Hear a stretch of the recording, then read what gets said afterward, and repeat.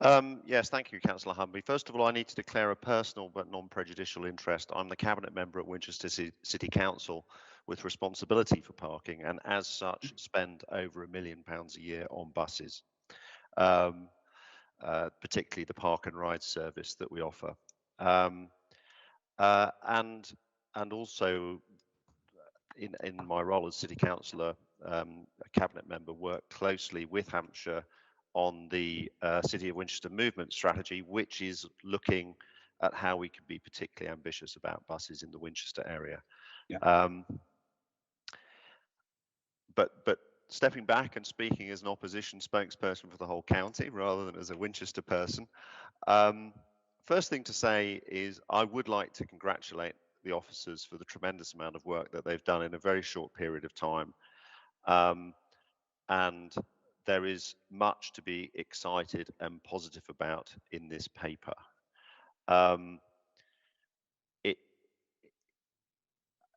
I think I have questions in a few areas.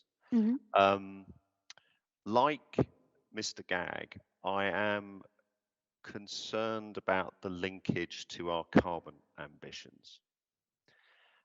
If we look at what it takes to decarbonize travel, to be well on the way towards net zero by 2030,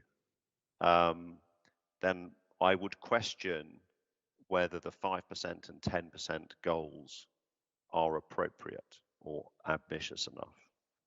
I think the objective that's been set for recovery from pre-COVID is a sensible one, and it's important that we sort of do that first.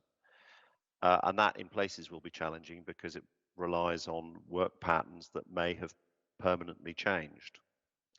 I'm concerned in terms of what we need to be trying to do, and maybe it's a question of clarity, but if we're just growing 5% on top of current levels, as opposed to 5 percentage points of journey or 5% a year, I think 5% in the following, 2 years, and then 10%, further 10% by 2030, doesn't feel like it's consistent with what we need to do to achieve our carbon goals. And I think if we put that greater ambition into the plan, and I recognise that we don't have a huge amount of time to do it, but we may be looking at a 6-monthly revision to do that, and we may be looking at the full partnership to do that.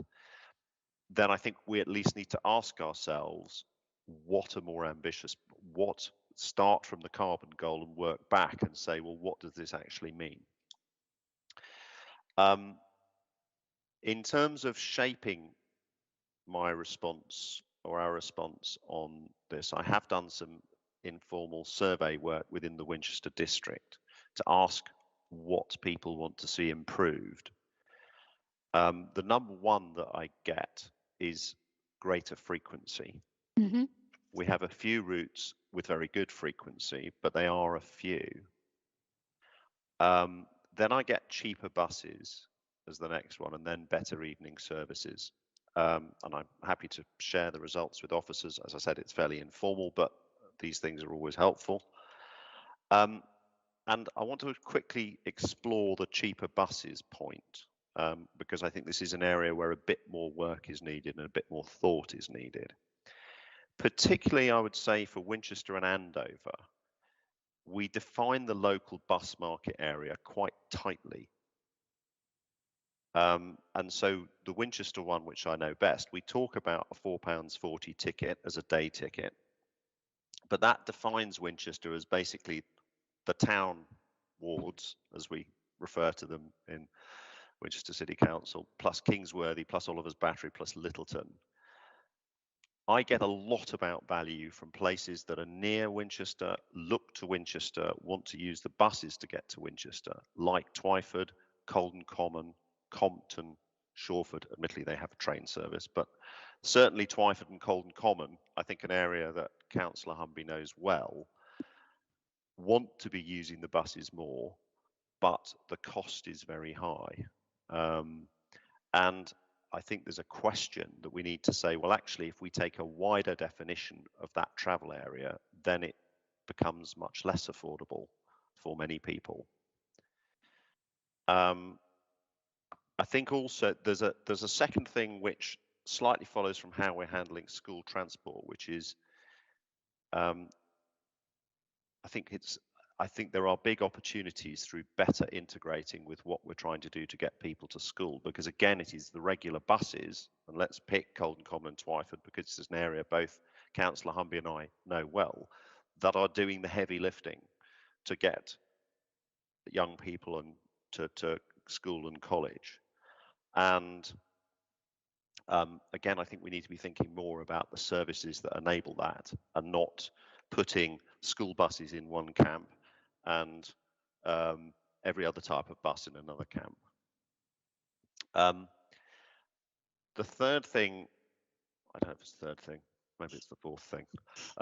When I talk to councillors about what they're interested in, I get a lot of discussion about routes and the scope of routes, and certainly in the decarbonisation discussions we're having,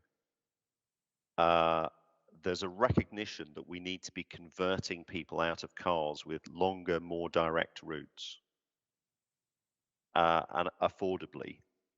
Because again, you know, if somebody's in Colden Common, it's much cheaper to bring their family into Winchester by car,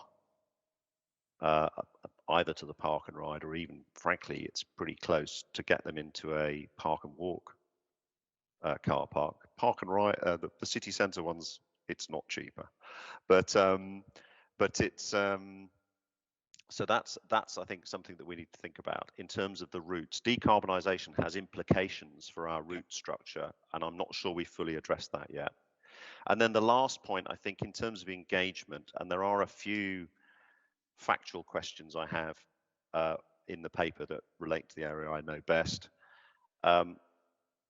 4 authorities, 4 districts are spending money on buses already. So Basingstoke, Winchester, Eastleigh and Rushmore, either through funding park and ride or through subsidising buses.